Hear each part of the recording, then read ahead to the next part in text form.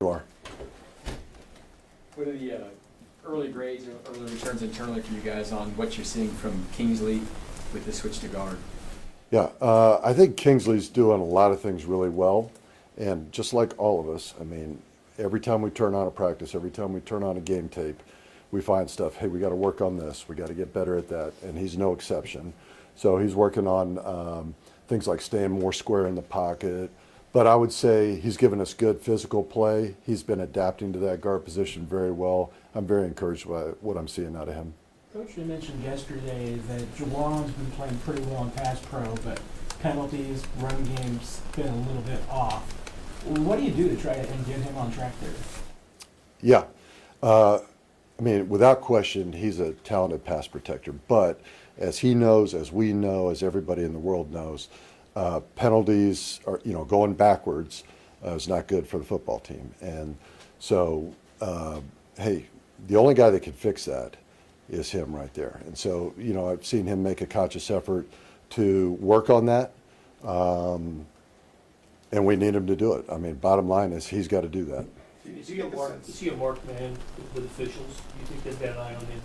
Well, yeah, certainly. I mean, I wouldn't use the word you used, but yeah, they've got an eye on him. I mean, they watch tape, and here's the alerts on this outfit, and we're going to watch out for this and that. And so, without question, they'll come over and say, hey, you're going to have to move up on the ball for me, even before the game starts. You watch the tape. I mean, personally, there are times it looks to me like he's lined up even further back and they don't call him. I mean, is there a continuity to this from team to team, play to play? Well, first I would say in terms of his depth, I mean, we track that on a daily basis. We track that week to week. PFF tracks that. And you can see that there are upwards of 20 tackles that line up as deep or deeper than him. Now, when he's getting called, those are good calls. I mean, he's too deep. Your helmet's got to break the plane. I think, as a very prideful player, one of the things Jawan takes a lot of pride in is he's going to give himself every advantage that he can. He's going to be on that snap count. And what we're telling him is, hey, that's not necessarily an advantage every time. Like, in fact, it can get you in trouble if you're too quick, you're too deep. That's creating too much space. And so, but he does take a lot of pride in what he's doing there. How much and in what ways has Josh Simmons delivered from what you thought he'd be advertised, when you did get him in the draft? It's jumps out at you when you watch the tape, when anybody watches him, how twitchy he is, how explosive he is. I would say, for a lighter guy, how strong he is. And so those are, great attributes at that position. With the running game, is it a sense where you wanted to see a plethora of concepts with this new group? Or are you trying to find the balance of maybe paring it down and finding what you guys are good at and then sort of building as the season goes along? Well, that's a good question. In terms of, we still are in the process of finding out what we're good at.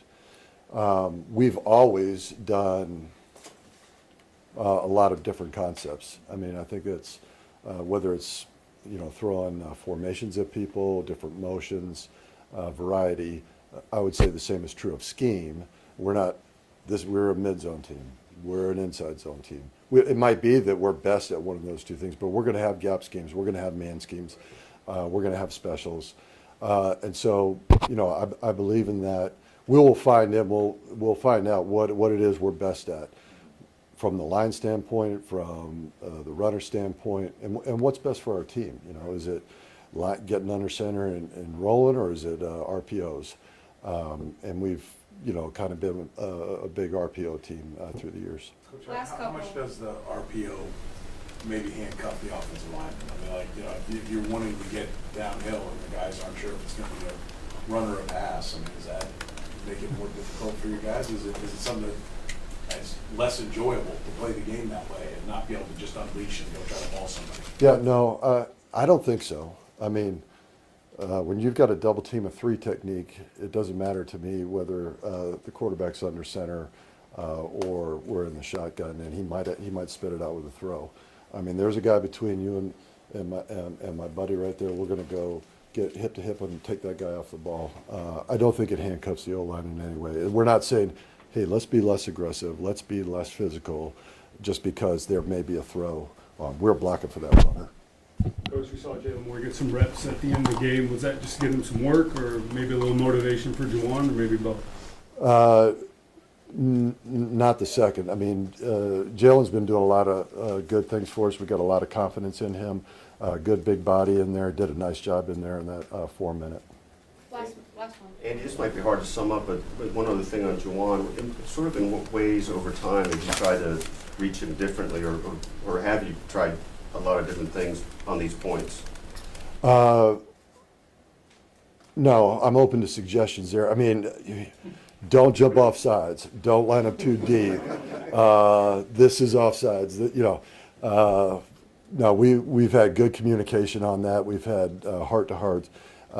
And Jawan is a smart guy. He knows what he's got to do. And for all you've been pleased with on him, it must be frustrating at some level as a coach to feel like you're seeing some of the same things over and over. How do you deal with that? Yeah, I mean, it's an old coaching adage. You don't want to repeat offenses. So if you make a mistake, make it once. Let's not come back and make the same mistake again. Thank you, Coach. Thank you.